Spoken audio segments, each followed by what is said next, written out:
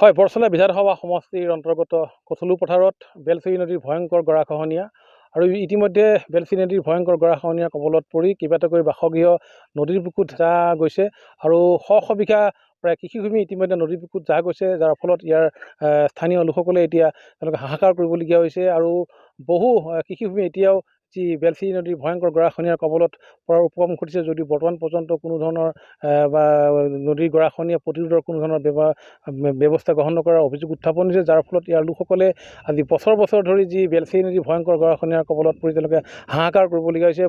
আৰু ওচৰতে এই যি আচলতে পুখুৰী আছে, বৃহৎ বৃহৎ পুখুৰীলৈ ইতিমধ্যে যি ভয়ংকৰ গৰাখহনীয়াই শংকা নমাই আনিছে, যাৰ ফলত ইয়াৰ লোকসকলে চিন্তা কৰিবলগীয়া হৈছে। দেখুৱাইছোঁ আচলতে এয়াই যি আচলতে বেলচেৰি নদীৰ যি ভয়ংকৰ গৰাখহনীয়া কঠলু পথাৰৰ বেলচেৰি বৰচলা বিধানসভা সমষ্টিৰ অন্তৰ্গত কঠলু পথাৰৰ এয়া যি বেলচেৰি নদীৰ ভয়ংকৰ গৰাখহনীয়া আৰু ইতিমধ্যে বহু লোকৰ ঘৰ দুৱাৰ এই নদীৰ বুকুত জাহ গৈছে আৰু কৃষিভূমি বৃহৎ বিস্তৰ কৃষিভূমি ইয়াৰ যি বেলচেৰিৰ যি ভয়ংকৰ গৰাখহনীয়াৰ কবলত পৰিছে আৰু বাকী বহু এতিয়া খেতিপথাৰ এতিয়া যি আচলতে বেলচেৰি নদীৰ ভয়ংকৰ গৰাখহনীয়াৰ কবলত জাহ যোৱাৰ উপক্ৰম ঘটিছে। ইয়াৰ লোকসকলে তেওঁলোকে বাৰম্বাৰ অনুৰোধ জনোৱাৰ পিছতো কিন্তু বৰ্তমান পৰ্যন্ত যি গৰাখহনীয়া প্ৰতিৰোধৰ কাৰণে কোনো ধৰণৰ ব্যৱস্থা গ্ৰহণ নকৰাৰ অভিযোগ উত্থাপন হৈছে। ইয়াৰ স্থানীয় লোকসকলে তেওঁলোকে বাঁহৰ আচলতে নিজে তেওঁলোকে কষ্ট কৰি বাঁহৰ পাৰ্কোমান বিগত বছৰসমূহত দিছিলে, যদিও সেয়া ইয়াৰ আচলতে যি সেই বাঁহৰ যি পাৰ্কো পাই নাই, কিন্তু কোনো ধৰণৰ বান যি গৰাখহনীয়া প্ৰতিৰোধ কৰিব পৰা নাই, যাৰ ফলত এতিয়া প্ৰতি বছৰে এনেধৰণে যি ভয়ংকৰ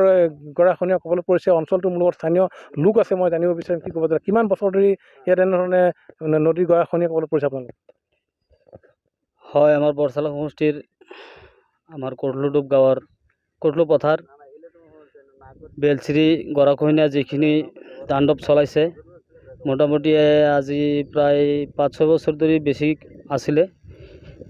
তো যোৱা বছৰ আমি বাহিৰে অলপ গঁৰাল দিছিলোঁ, অলপ থামিছিলে, আকৌ এই বছৰ নতুনকৈ বেলেগ এটা ৰূপ লৈ লৈছে যে ভিতৰত খালি আহি আছে।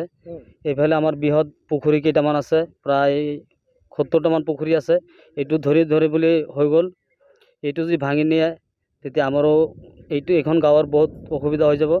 সেইকাৰণে মই কৃষিভূমি মানে বহুত জাহ গৈছে, এইফালেও মাটিবিলাক চাই আছে চব, ঘৰো কেইটামান ভাঙি গ'ল।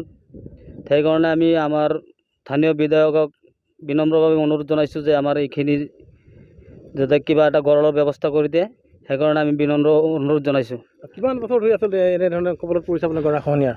এনে ধৰক 5-6 বছৰ ধৰি আছিলে, মানে এতিয়া 2 বছৰ ধৰি বেছি ভাঙি আছে। এইবাৰ আৰু মানে বেছি ভাঙি লৈ গ'ল, তো অলপখিনি আছে, মানে 2 মিটাৰ প্ৰতিদিনে ভাঙি গৈ আছে। 2 মিটাৰো নাই, 2 মিটাৰ যদি ভাঙি যায় তেতিয়া আমাৰ এইখিনি গাঁৱত মানে পূৰা গুচি যাব। যিখিনি পুখুৰী আছে ধৰক আপোনাৰ গাঁওখনলৈ ভাবুকি আহিছে, বহুত ভাবুকি আহিছে গাঁওখনলৈ। সেইকাৰণে আমি স্থানীয় বিধায়কক বহুত অনুৰোধ জনাইছোঁ, বিনম্ৰভাৱে অনুৰোধ জনাইছোঁ যে আমাৰ এইখিনি যাতে এটা গঁৰালৰ ব্যৱস্থা কৰি দিয়ে। আমি ক'ব আছোঁ মানে আমাৰ এইফালে কিমান পুখুৰী আছে, মানুহৰ বহুত ক্ষতিপূৰণ হৈছে, আমাৰো ক্ষতি হৈছে। আমাৰ 3-4টা পুখুৰী আছে, ৰাইজৰ পুখুৰী আছে 50-60টামান, বহুত টকাৰ মানে কিবা হৈছে। কমচে কম 4-5 কোটি টকাৰ মানে মাছ আছে। এইটো যদি এইবাৰ পানী আহে তেতিয়াহ'লে পূৰা মাছটো গুচি যাব। আৰু খেতিপথাৰ বহুত গৈছে 100 বিঘাৰ ওপৰত খেতি বাতি গৈছে, আৰু বাৰীঘৰ এটা 10টামান গৈছে, আৰু যাবলৈ আছে। প্ৰতিদিনে ভাঙি আছে, এতিয়াও ভাঙি আছে, আপোনালোকে নিজেই চাইছে। হয়, আচলতে এনেধৰণে প্ৰতিদিনে আচলতে যি বেলচেৰি গৰা খহিবলৈ ধৰিছে। মই দেখুৱাইছোঁ পুনৰবাৰ আচলতে এনেধৰণে এতিয়া যি আচলতে বেলচেৰি নদীৰ ভয়ংকৰ গৰাখহনীয়া প্ৰতিদিনে আচলতে গৰা খহিবলৈ ধৰিছে। আজি বিগত 5টা বছৰ ধৰি এই অঞ্চলত এনেধৰণে গৰাখহনীয়াকে সন্ত্ৰাসৰ সৃষ্টি কৰি আহিছে, যাৰ ফলত বহু লোকে এতিয়া ইয়াৰ পৰা মাটি ফাটি ঘৰ দুৱাৰ ভাঙি বহু দূৰ আচলতে নিৰাপদ স্থানত তেওঁলোকে অৱস্থান কৰিছে। আৰু বৰ্তমান পৰ্যন্ত আজি আচলতে কঠলু পথাৰ গাঁওখনলৈ এক ভাবুকি অহা বুলি তেওঁলোকে জানিবলৈ দিছে। বিধায়কগৰাকীক তেওঁলোকে অনুৰোধ জনাইছে যে অতি শীঘ্ৰেই যে স্থানীয় বিধায়ক গণেশ লিম্বুৱে আচলতে যি গৰাখহনীয়া ভয়ংকৰ গৰাখহনীয়া আচলতে প্ৰতিৰোধৰ কাৰণে ব্যৱস্থা গ্ৰহণ কৰি স্থানীয় লোকসকলক তেওঁলোকে গৰাখহনীয়া কবলৰ পৰা মুক্ত কৰিবলৈ তেওঁলোকে বাৰম্বাৰ অনুৰোধ জনাইছে স্থানীয় বিধায়ক গণেশ লিম্বুক।